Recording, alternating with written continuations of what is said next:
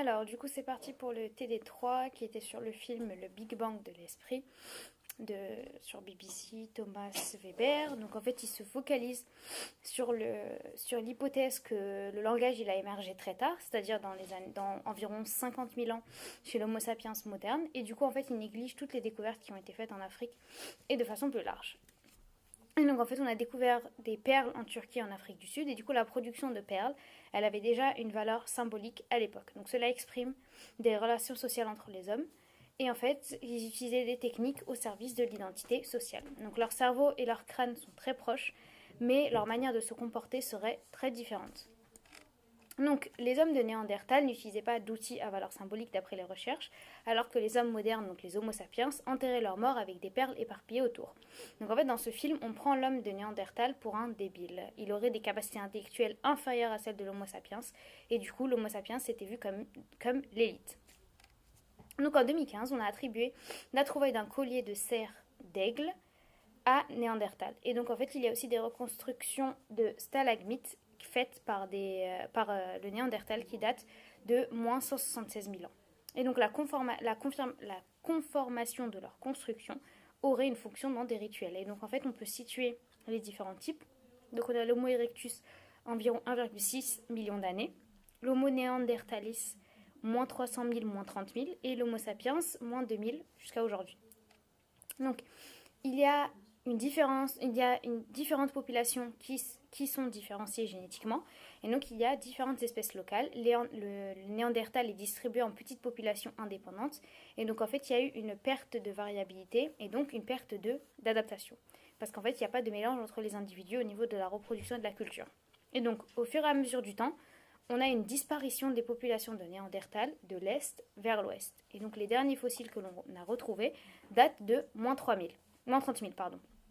Donc on constate également que l'Homo sapiens arrive en Europe par l'ouest.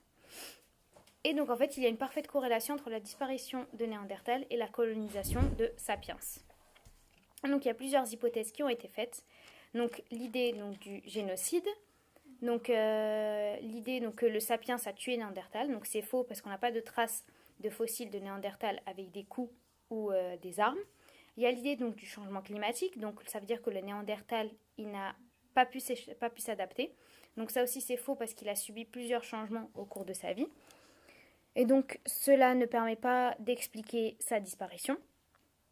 Donc le changement climatique, ça ne marche pas. Et enfin, donc ensuite on a le facteur de l'épidémie. Et donc en fait, le facteur de l'épidémie, c'est que Néandertal et Sapiens ont vécu chacun dans leur propre ère géographique et ont évolué avec leurs propres pathogènes.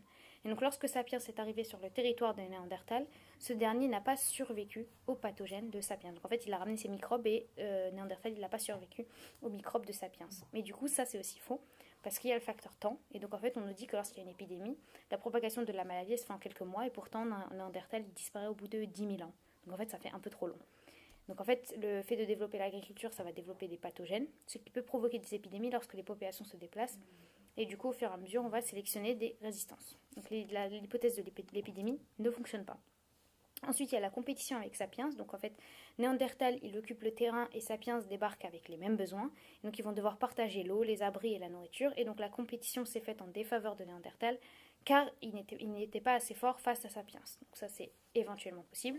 Ou enfin la modification des espèces et de la nourriture. Et du coup, vers moins 40 000 ans, il y a un nouveau changement climatique qui va faire que les mammouths et les rennes ne vont plus pouvoir survivre. Et du coup, en fait, ils vont être remplacés par les daims, qui sont plus petits et plus rapides. Et du coup, les outils de Sapiens étant plus adaptés à ce genre d'animaux, du coup, c'est eux qui vont survivre. Et donc, en fait, il y a plusieurs facteurs qui expliquent la disparition de Néandertal. Donc l'hypothèse du génocide, du changement climatique et de l'épidémie ne fonctionne pas, mais celle de la compétition ou de la modification des espèces et de la nourriture, ça peut éventuellement expliquer la disparition en fait.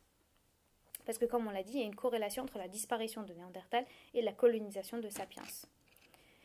Et donc concernant la spéciation à distance, c'est-à-dire qu'on a donc des graphiques avec en abscisse l'aspect géographique, donc de l'Europe occidentale au Proche-Orient, et on en donnait le temps, donc du paléolithique moyen au paléolithique supérieur, donc à moins 50 000. Et donc en fait, les flèches indiquent les hybridations entre Néandertal et Sapiens, et de l'héron et indique les possibilités d'hybridation entre ces espèces. Donc en fait, il y a l'évolution culturelle, c'est la transmission de savoir et de savoir-faire aux générations d'après, en constante augmentation, donc c'est caractéristique de l'espèce humaine. Et enfin, on a le même de Richard Dawkins en 1983, qui est l'unité d'information, donc mots, idées, croyances, mythes ou coutumes, mode ou maniérisme, qui peut être transmise d'individu à individu ou de génération en génération, donc l'équivalent culturel.